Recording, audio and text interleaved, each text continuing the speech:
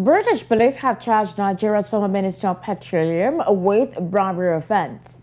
The UK office on Tuesday said they suspect Diezani Allison-madueke had accepted bribes in return for awarding multi-million-pound oil and gas contracts.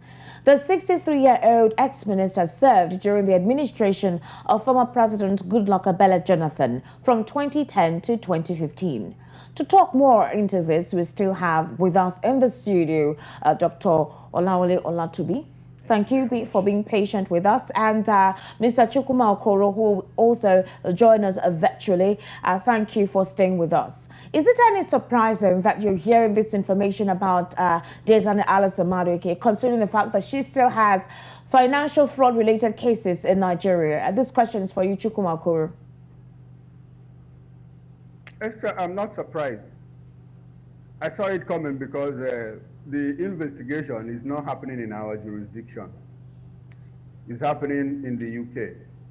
And there is a collaboration between transnational bring to book people who have profited from their days in office.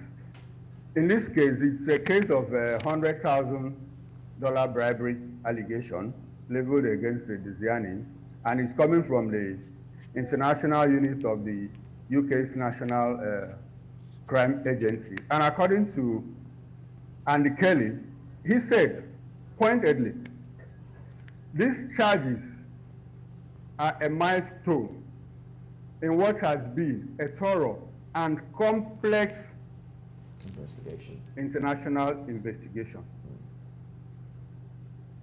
Complex international investigation. Diezani is being investigated in Nigeria. She's been investigated in the US. She's been investigated in the UK. In the US alone, the US authorities have recovered $53 million from her. Mr. Okoro, I want to read out what her charges are. They include financial rewards from furniture, renovation work on staff for the properties, payment of private school fees, and gifts from high-end designer shops such as Cartier jewelry and Louis Vuitton goods. These are highly expensive designer brands. Then, of course, there are also charges which they have said is a milestone in what has been a thorough and complex international investigation. The question is, you left Nigeria. You had squandered millions and billions of naira and dollars in our petroleum industry. One would have thought that when you traveled to the UK, you wanted to exonerate yourself or run away from the potential charges that the president at the time was going to lay on you.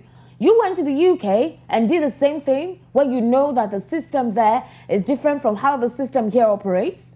Do you think she's going to get out of this like she did the one in Nigeria? Sorry, if she's going to get out of this, come again with the last. I said, do you see her getting out of this like she did in the one in Nigeria? You know, for a while, her case has been in the court for a long time, and she's not been able to be extradited for to pursue the case. So the question I'm asking you is, do you see her getting out of this case with the UK? The possibility of getting out of wriggling herself out of this case will be very, very slim. Like I said, in our jurisdiction, some of these things happen and people are not brought to justice. But else in the UK and in the US, people are brought to book. We have few instances. We had a former governor of Delta State who stole his people to stupor here, found his way to Dubai. From Dubai, he was extradited to the UK. He went there, answered to those charges, and was jailed. We also have a case in which Nigerian officials were involved in massive corruption relating to bribery for the LNG contract. It was in the US, in the Netherlands and Switzerland that every other person that was involved in that case went, but about 89 people in Nigeria who were involved. Nobody's career was damaged. Nobody went to jail, and the case just died like that. It will not happen in the UK. It will not happen in the UK. So Diezani will have a day in court. Like Andy said, it has been a very thorough international investigation of the matter. Though they said that she is suspected to have, when we go in court, they are going to prove that. It will be very difficult for her to escape the long arm of the law in the UK. All right, let me stay with you now. Let me stay with you for a little bit on this one. Now, if found guilty, if Diezani is found guilty, what impacts would this have on the Jonathan administration?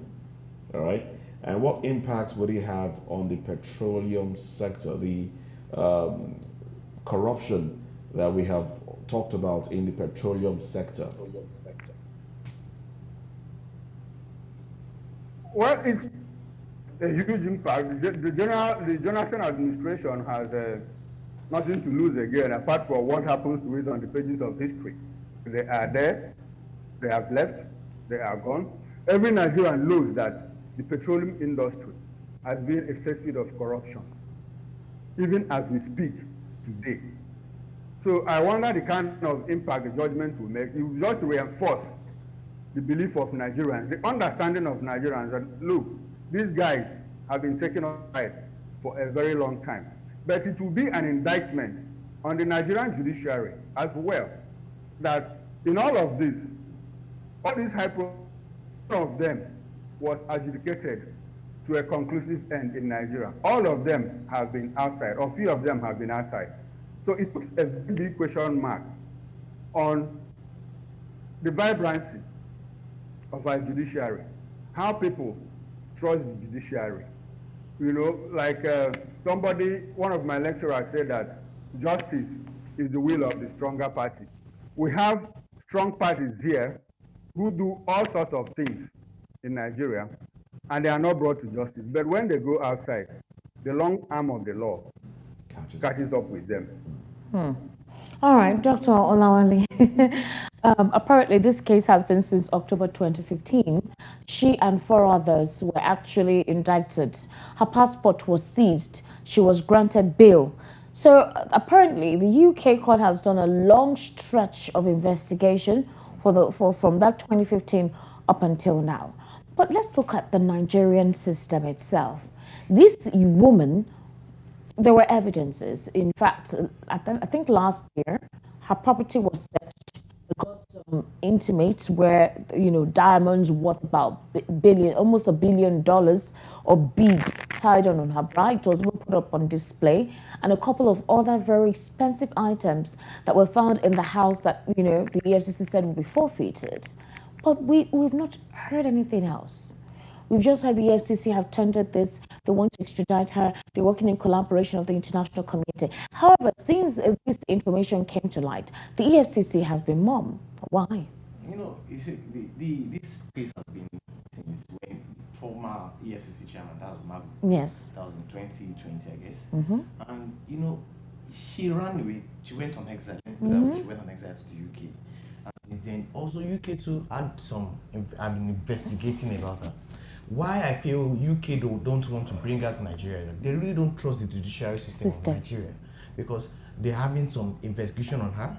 The US too is having investigation on her. Nigerians too having investigation on her. So Nigerians are saying, okay, extradite her from UK coming to Nigeria, and UK were just there. They don't want to do anything. I could remember then 2020 that Magu was saying that some international communities like he didn't mention him, that they are not supporting this movement, that they are not supporting them, sense that bringing her back to Nigeria. They know previous politicians have gone there and they've been brought to Nigeria. What has been the outcome, the end result? They've just put them aside. So I think this case of Diezani, it's an international case. It's no longer a Nigerian case now. It's an international case. And looking at it, the thing that is even actually baffling me the most, that to what extent do we need all these material things for? Do you know how many things they seized from her in Nigeria, in the UK, in the US, and there are still other properties she still have that they've never even got into. And all these things, why are these people doing this? Are they doing this so that they should remove their 5th 6, 7, 8 generation from poverty. You see, Mr. Alawale, it's quite unfortunate when we talk about the corruption in most West African nations, which is what is leading to a couple of coups in surrounding West African nations. The depth of corruption, it's an anomaly, but it's a system that seems to want to stay. In Nigeria particularly, for example, you made a statement that the UK, when the EFCC asked for her to be extradited, they didn't pay attention because they know that possibly the proceeding here wouldn't be thoroughly done with. They wouldn't go through, thoroughly. There'll be briberies that'll be taking place by some of these officials. How do we begin to make the correction from our system? So when it comes to prosecuting individuals and there needs to be an international alliance with either the UK or the US, they will respect when we say, extradite this person, will do due diligence with this individual. To respect, we should not even start fighting. We should work on ourselves to gain respect from the international communities, because the judiciary system had failed Nigerians, and the international people are watching. There are a lot of cases whereby the judiciary system people are expecting the judiciary to do this thing. They take a longer period of time coming back, forth and back, and long run, we don't hear anything about it. There are a lot of political cases like that. And why this thing is actually very sensitive is that she was the first female minister of petroleum in Nigeria. She was the first chairman of OPEC in Nigeria. So people expected a lot from her, that, oh, a female coming into this office for the first time. It's always been run by male. Now, the first time the female is coming on board for this thing. And that's why a lot of eyes were on her. But I felt that she I don't know. I'm so disappointed in this. I'm not saying she did it, but still allegations. But when one person is alleging you for doing things, the other person, there's an element of truth in all this. She did not do it. She wouldn't have, it seemed like an escape to the UK. I'm just saying. So I think Nigerian, what the politicians, the Nigerian judiciary system do is now that they should try to regain your respect.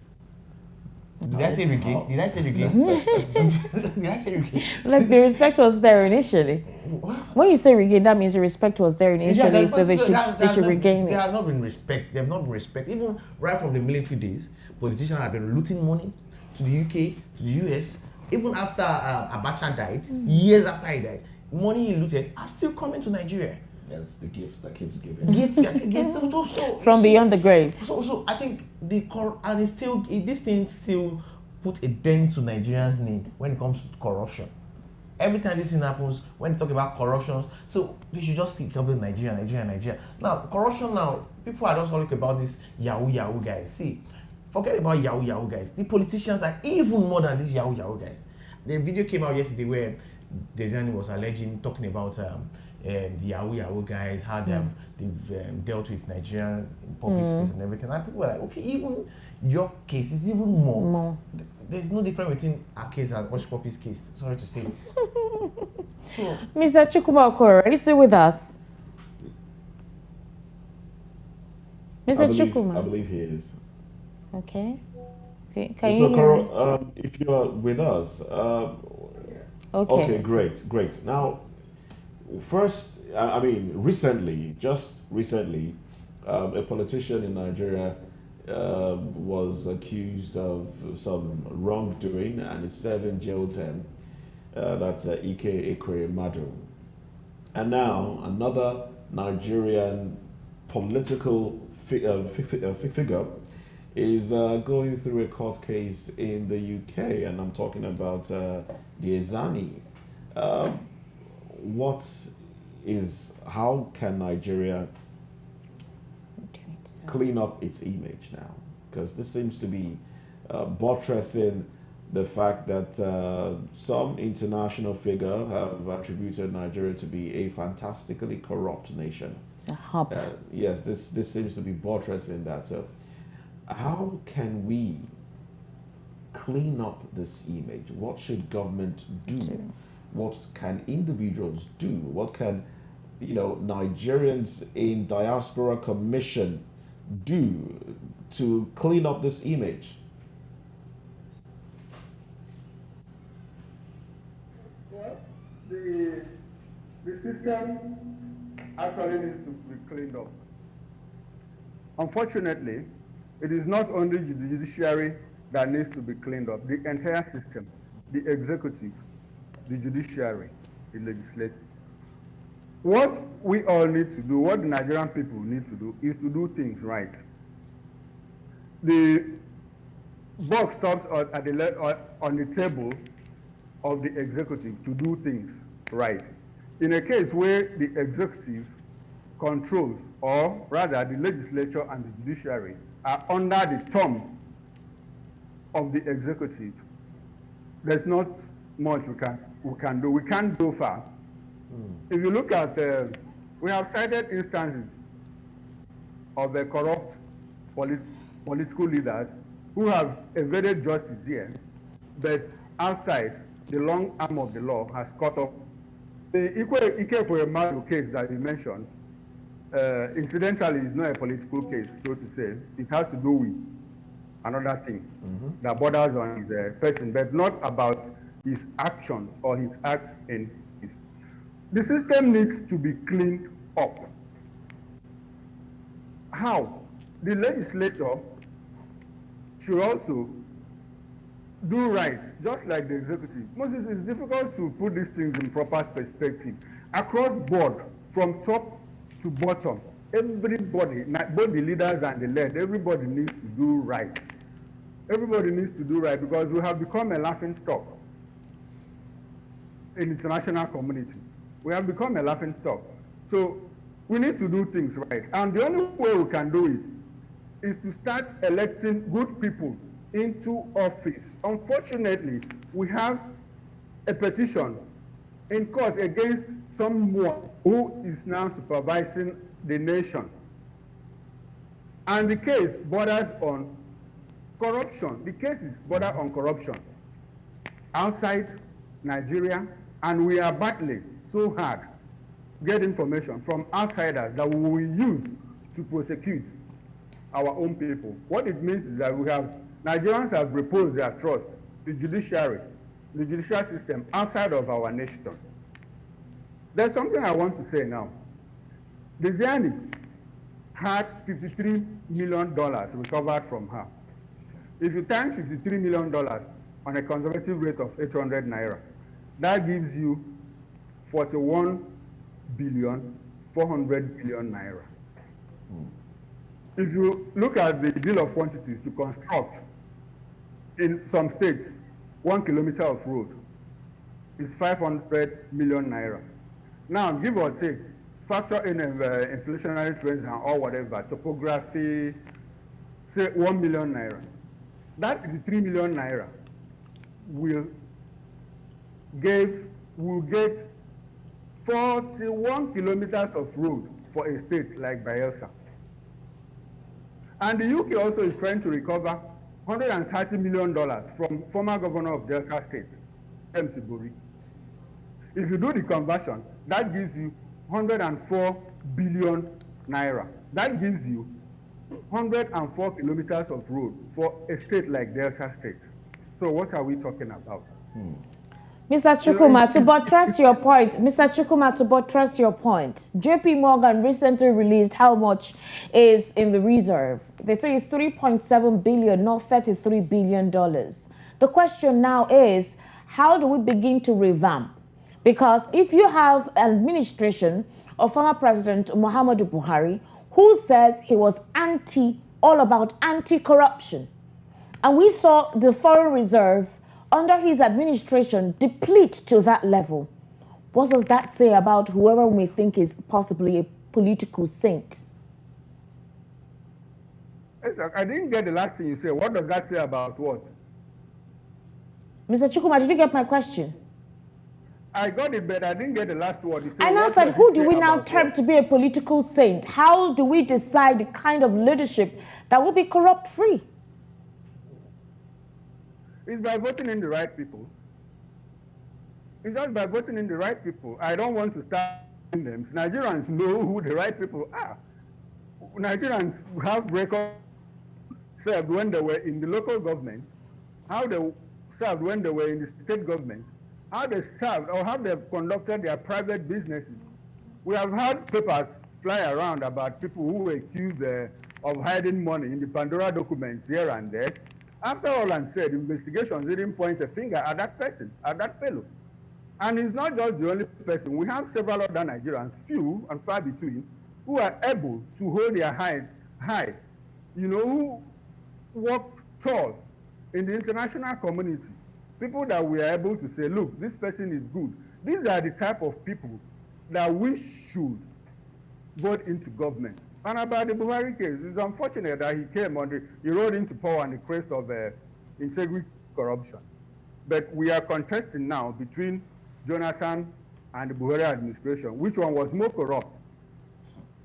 That is what we are passing through now. Nigerians are unable to say Buhari was more corrupt or Jonathan, because the amounts are mind-boggling, humongous. You can't even, when you think about these things, you need to have headache, considering what Nigerians are going through. All we need to do is to put the right people in office. We know them. This is not a campaign ground, but we know people in our communities. We know people who are good. The best we can do is to put them into office.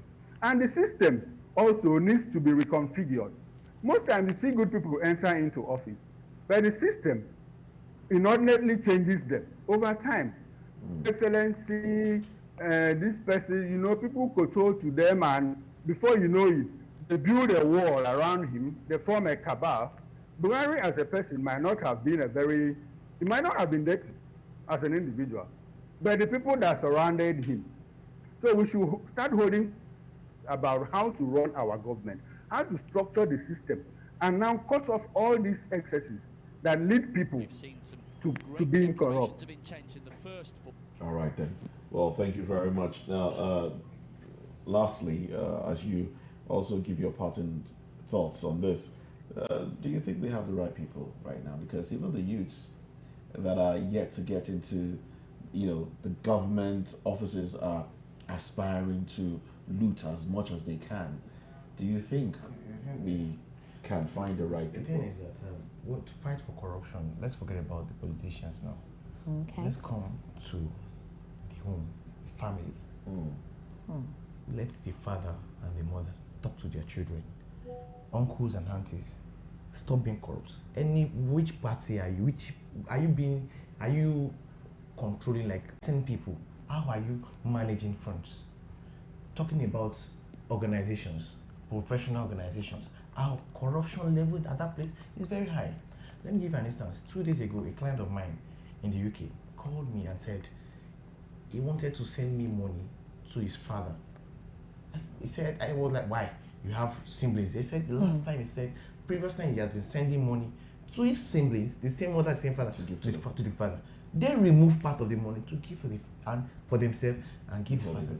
So it was like, she said, I've not seen you before, but I trust you because you understand. So let's, from home, corruption level in Nigeria should start from if you are being given to rule 10 people, how are you controlling them? How are you managing corruption levels? So I think from home, it's a charity beginning from home. Teach your children from being truthful and being accountable for. Then before they grow up and everything, it's a long fight. It's not something you do in 2 years or 3 years. A long fight indeed. It's a long fight. So let us start from the home. I think it was Dora Quinley that said, let's get a national anthem. Well, she tried to do something about rebranding the image of the country by having a national anthem, but that will serve as a reminder. That didn't work. Yeah, not like an anthem, like changing, stop using Niger, use Nigeria. There was something in that light. But my brother, it's a very long fight, and I think we should. Corruption is not only in Nigeria. Of course, it's not in West Africa. It's general. As far human beings are meant to be corrupt, but human beings are meant to be corrupt. Like not meant to be corrupt. I think have a predisposition to be. But now everybody should come together as one, starting from your home, and fight against this corruption. If you are being given 10 people to supervise and they are saving money in your hands and you carry the money to Japa. But the president appointed some individuals who have a tainted past. Are we moving forward or are we? Even this appointment, the previous political appointment for EFCC and everything, they've been indicted for corruption. So what does that say about people are saying, okay, all right, they've been indicted for bribery and corruption. So what are we saying? All right, Mr. Okoro, let's get your parting thoughts as well. Moses, is a long walk. It's a very it's going to be a very long walk.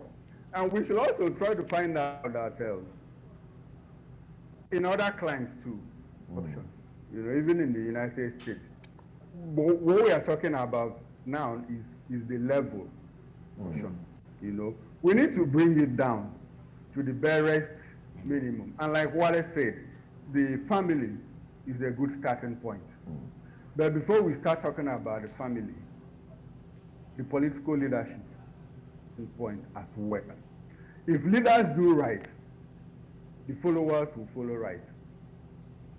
If leaders don't do right, the followers will not emulate them in doing right.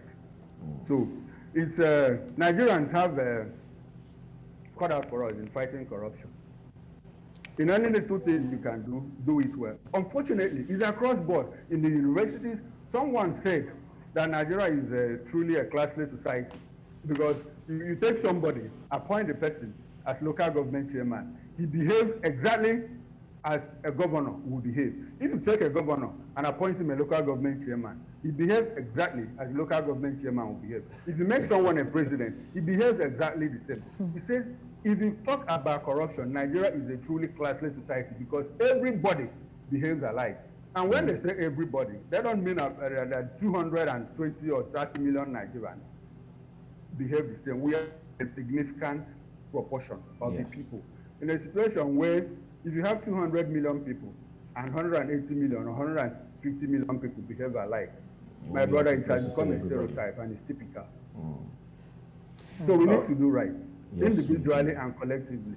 Of course we do. We need to do right, most definitely. Well, big thanks to you, Mr. Chukwuma Okoro and Olawale Olatubi, a medical doctor and social affairs commentator, and Mr. Chukwuma Okoro also a social affairs commentator. Thank you very much for being with us on the program.